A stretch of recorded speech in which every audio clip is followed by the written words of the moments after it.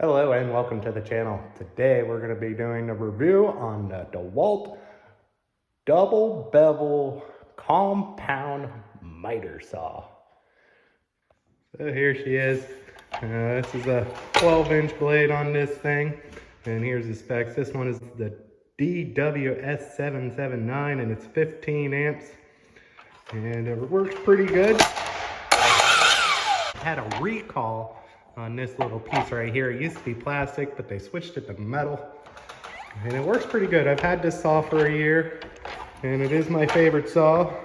As you can see, we got a big cut here. We can do up to 12 inches. You might be able to get 13. So right here, you got your push button. That way you can move it around. And we got our normal locks in there at 31.6. 22 and a half, and then, everywhere. And then also, if you want, you can push this down, and then you can't move it. But that's only good if you're in between notches. So it works pretty good. Right here is your blade lock. So you just push that guy in. And then right here is your sliding lock. And what I like about this is how they have, this pipe goes the whole way back. So that way it goes with it. It does catch a decent amount of it. Right here, we have our bevel, and then this is to stop us from going to our double bevel, but if you pull this out, you can go with that. And then it also comes with one of these that I never really use.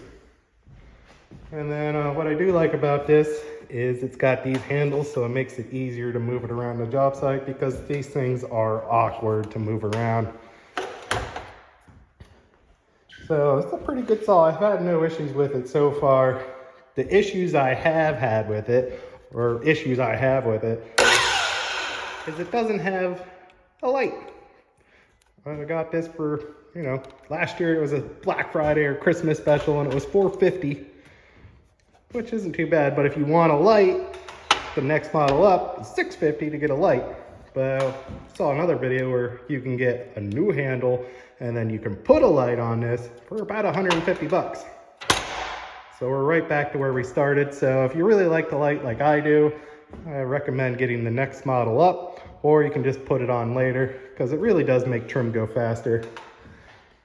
And the other issue I had with this is she is 15 amps. So the one problem I have with this saw is it doesn't like arc fault breakers. So the main reason it doesn't like arc fault breakers is this plug. It's only a 2-prong plug. There's no ground on it. You may think that's good, but there's a lot of breakers this thing doesn't like to be on, and I usually have to find a 20 amp non-arc fault breaker to run this, or else it trips everywhere. If you're running on a generator, I don't think you'll have any issues with it. Well, yeah, let me know what you think of this saw if you got one, and let me know if I missed any of the weird finicky things. And then, forgot right here is your blade lock, just in case you need to change your blade, which you will. And then right here is where you can put the light. I checked to see if there was wires in there, but there's not. And I always put a happy face on my stuff to remind you to smile at work. All right, thank you all for joining, and I'll see you next time.